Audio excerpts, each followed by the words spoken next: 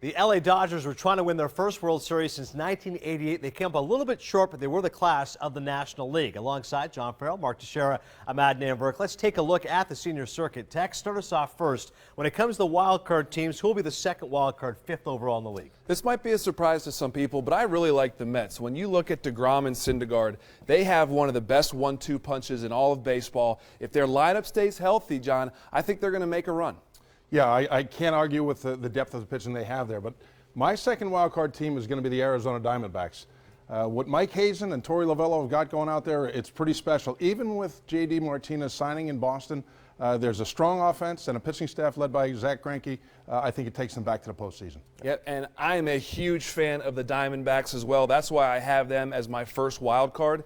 I think Robbie Ray is one of those unsung heroes. No one talks about this guy. He's got Cy Young stuff to back up Greinke at the top of that rotation. Well, I think as we talk about the National League West, it may be arguably the deepest division in all of baseball. A little bit of a surprise maybe to some, but my fourth team and first wild card is going to be the Dodgers. So I think as we get into the next pick, we'll see the reason and the depth for that overall strength in the National League West. Now let's go to the division winners.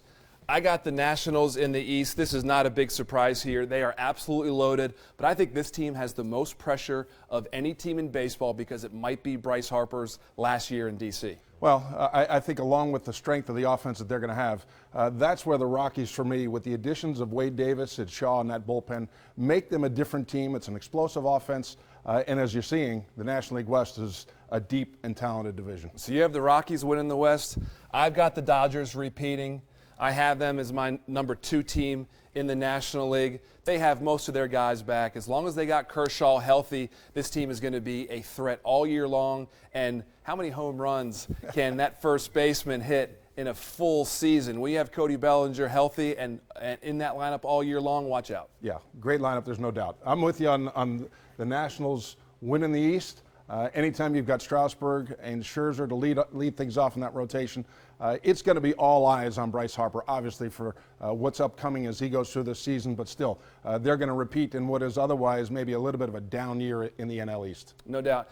I think the Cubs are my number 1 team in the National League, and this is why. They have one of the deepest starting rotations. You add Darvish, you add Chatwood. I think you're going to have bounce-back years from the guys like Addison Russell's going to bounce back. You got Zobrist going to bounce back. Kyle Schwarber was a beast this spring training. If that offense clicks with a deep rotation, they can repeat just like they did in 2016. I agree with you. The Cubs will be the team to beat in the National League, and I think when you look at the potential of Ian Happ in the leadoff spot, that might take some of the pressure away from what type of hitter is Schwarber supposed to be. But this is a young core group of really athletic, everyday players that are really starting to emerge.